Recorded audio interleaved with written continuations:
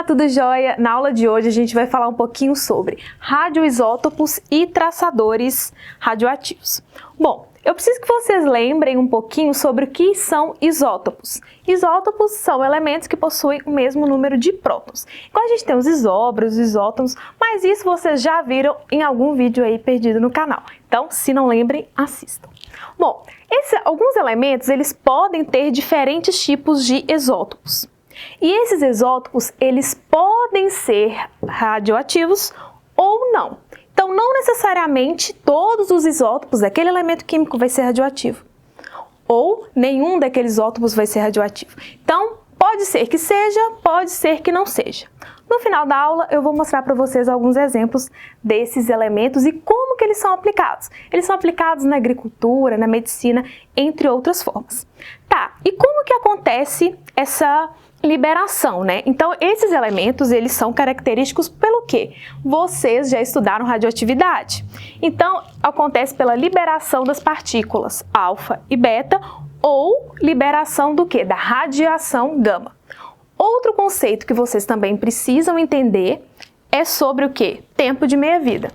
E vocês lembram qual que é o tempo de meia-vida? Como que a gente calcula? O tempo de meia-vida é o tempo necessário para que aquela atividade radioativa daquele elemento seja reduzida à metade. Então, por exemplo, a gente tem aqui uma massa de 100%.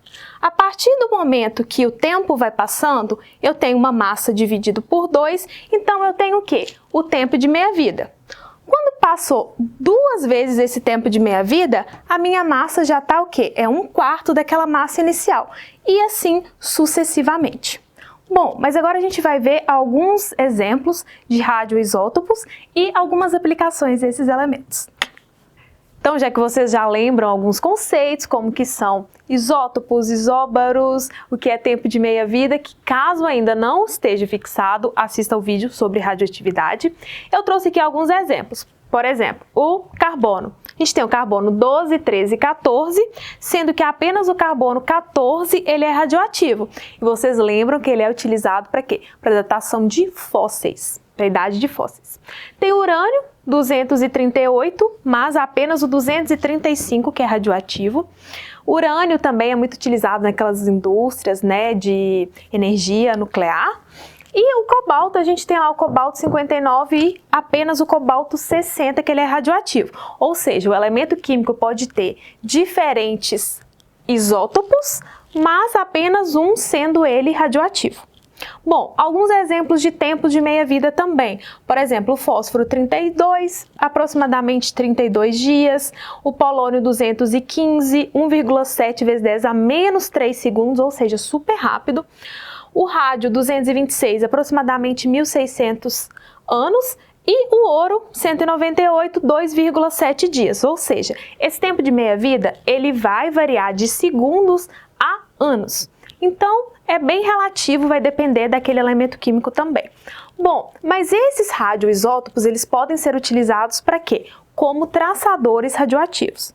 Onde a gente vai colocar esses elementos, que eles são radioativos, né, que são esses radioisótopos, em pequenas quantidades e eles vão ser utilizados como traçador, como se fosse um chipzinho que a gente colocasse naquela substância, naquele elemento, ou no caso, naquelas aplicações que a gente quer, e a gente vai conseguir o quê? Rastrear algumas coisas. Por exemplo, na agricultura, a gente utiliza o fósforo 32. Pode ser utilizado em fertilizantes.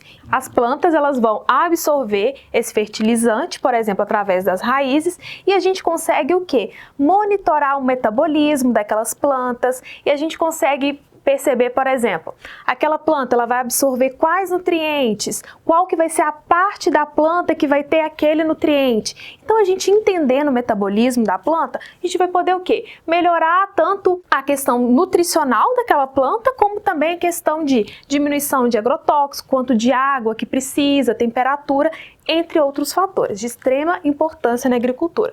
Por exemplo, no meio biológico, a gente pode pensar em alguns insetos, algumas abelhas também. Pela ingestão, a gente consegue monitorar o seu metabolismo também. Tudo isso, gente, em pequenas quantidades. Também, e não menos importante, na esterilização. Então, a gente utiliza, por exemplo, o cobalto 60 para esterilizar, para tirar fungos e bactérias de alguns alimentos, entre outras aplicações.